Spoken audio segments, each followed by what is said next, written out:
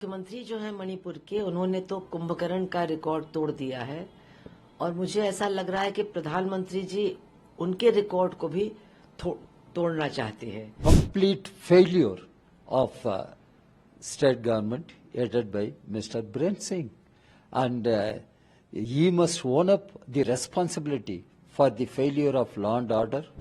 आपने denial mode में रखा।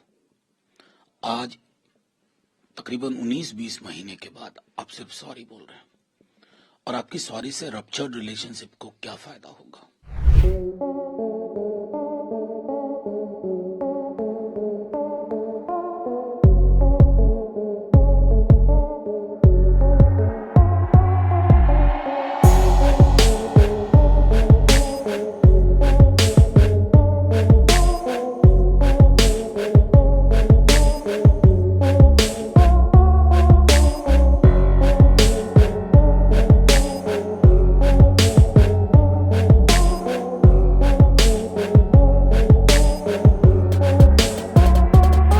देखिए, वहाँ के मुख्यमंत्री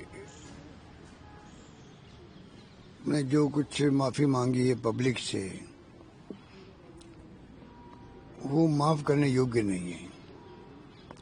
क्योंकि माफी मांग के आप अगर 18 महीने के आसपास शायद ये घटनाएं घटी वहाँ पर, हिंदुस्तान के इतिहास के अंदर ऐसा माहौल किसी राज्य में नहीं बना होगा जो वहाँ बना है। आपस में दो वर्ग जो हैं, दो जाति समुदाय आपस में फायरिंग कर रहे हैं, महिलाओं को रेप कर रहे हैं।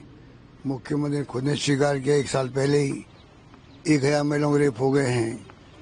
ये रेप चलते रहे, अन्याय, अत्याचार, उत्पीड़न चलता रहा, वहाँ पर सब कुछ होता रहा और भारत सरकार भी कुछ नहीं कर पाई।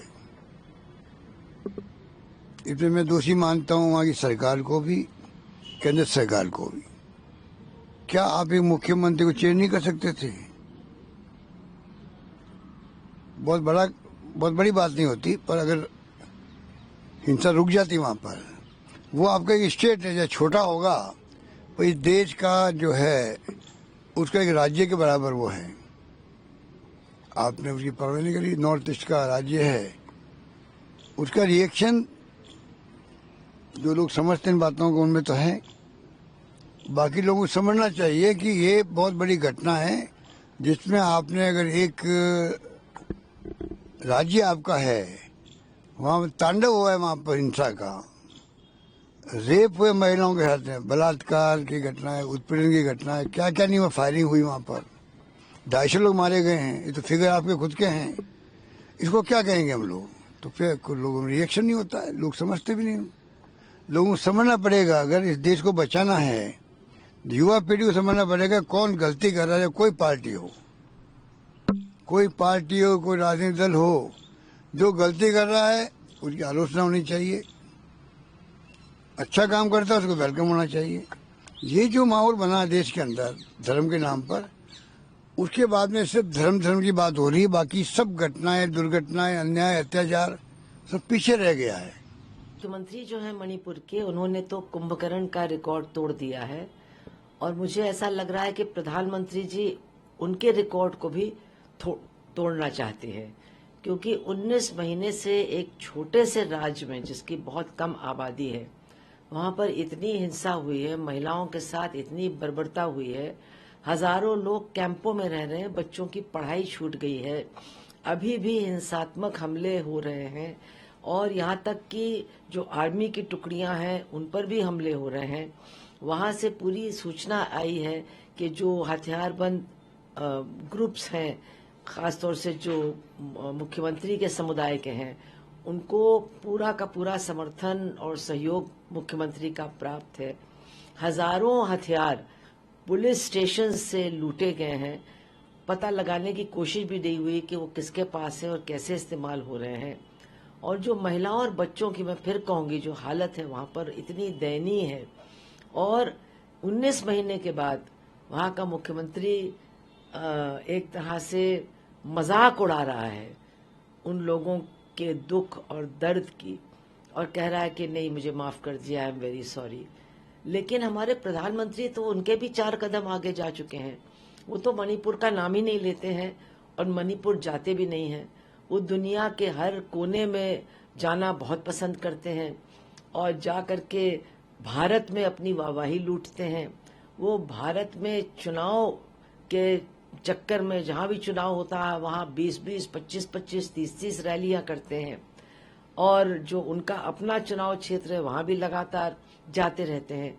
लेकिन उनकी जो चुप्पी है मणिपुर को लेकर के, ऐसा लगता है कि उन्होंने मानना शुरू कर दिया है कि मणिपुर भारत का हिस्सा ही नहीं है। मैं हैरान हूँ, मुझे समझ में नहीं आती। 19 महीने लगे इनको समझने के लिए कि वहाँ महिलाओं के साथ क्या हो रहा है। हाँ, और आज आप आके सॉरी से सब मिट जाएगा। आज तक प्रधानमंत्री को वहां जाने का मौका ही नहीं मिला, बेचारे बहुत व्यस्त रहे। और जो महिलाओं के साथ दुर्घटना चली है वो तो एक सॉरी से मिटने वाले नहीं है, आप लूटने वाले हैं, समझ लीजिए। देखिए, एक बात तो मैं कहूं, this sorry should have come earlier, ये पहले आना चाहिए था। पश्चाताप बहुत अच्छी प्रवृत्ति होती है, बहुत अच्छा मूल्य है। आपने डिनायल मोड में रखा। आज तकरीबन 19-20 महीने के बाद आप सिर्फ सॉरी बोल रहे हैं और आपकी सॉरी से रप्चर्ड रिलेशनशिप को क्या फायदा होगा? रिस्टोरेशन ऑफ नॉर्मलिटी, पीस, ये आज की अहम जरूरत है। और मैं अपने प्रधानमंत्री जी से भी आग्रह करूंगा, बहुत हो गया प्रधानमंत्री जी, आपका एक विजिट बनता है। और मैं बार बार कह रहा हूं कि प्रधानमंत्री जी की मौजूदगी से हीलिंग होगी। आप क्यों अपने देश के एक सूबे को ये डिनाई कर रहे हैं? ये मेरे लिए चिंता का विषय।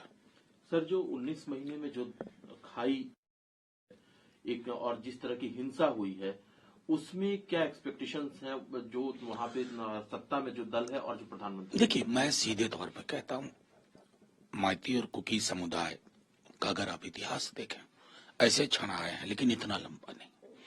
और restoration of peace and normality के लिए जस्टिस बहुत अहम चीज है। न्याय होना और न्याय होते हुए दिखना, दोनों चीजें, उससे हीलिंग होती है। और उसमें वहां की हुकूमत और केंद्र की भी हमारी सरकार नाकामयाब रही है अभी तक। सर, कांग्रेस अध्यक्ष मल्लिकार्जुन खड़गे साहब का कहना है कि जो दलितवाद की जो एक सोच है उससे वो पीड़ित है, उसकी वजह से उसका उत्थान नहीं होगा। देखिए, आप उसको कोई भी नाम ले लीजिए, लेकिन एक तो डिस्क्रिमिनेशन की जो एक पद्धति है मध्य युग में जो चलती थी वो आज भी है।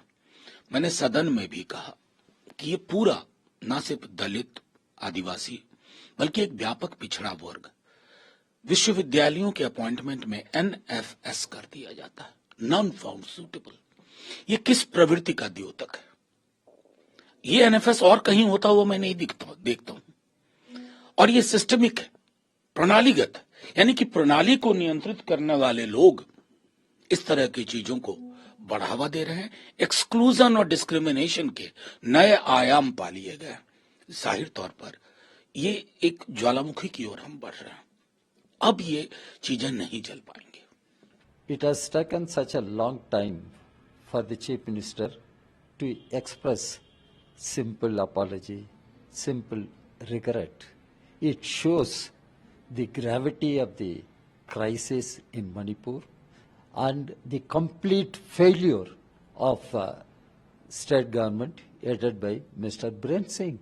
And he must own up the responsibility for the failure of law and order, for the violence that has haunted the whole state of Manipur. What is this regret? What is this apology?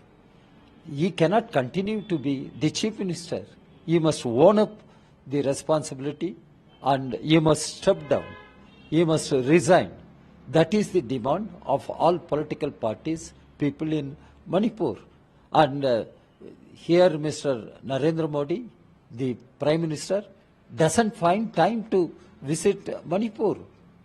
After such long time, 19 months, after so many horrific incidents, tragic incidents, devastation, and collapse of law and order.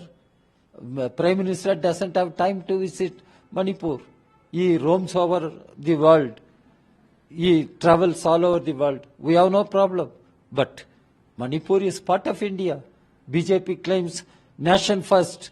We want to ask BJP and Mr. Modi whether Manipur is part of Indian nation or not.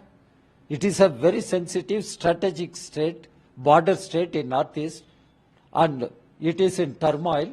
Violence continues, and Prime Minister has no time to visit and interact with people, interact with political parties to find a meaningful political solution to restore peace and normalcy, to solve problems. So the way the double-engine government, the BJP government in Manipur, BJP government at union level, both double-engine government has brought only disasters to Manipur. And Biren Singh cannot escape by regretting or by expressing some apology. He has to step down. He has to resign. देखिए, वो हिंसक और नफरतों से भरा हुआ व्यक्ति है।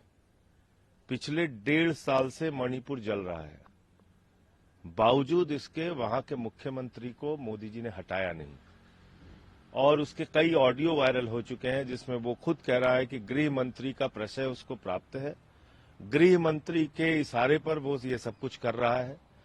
तो भारतीय जनता पार्टी मणिपुर के मामले में पूरे देश के सामने और दुनिया के सामने एक्सपोज हुई है।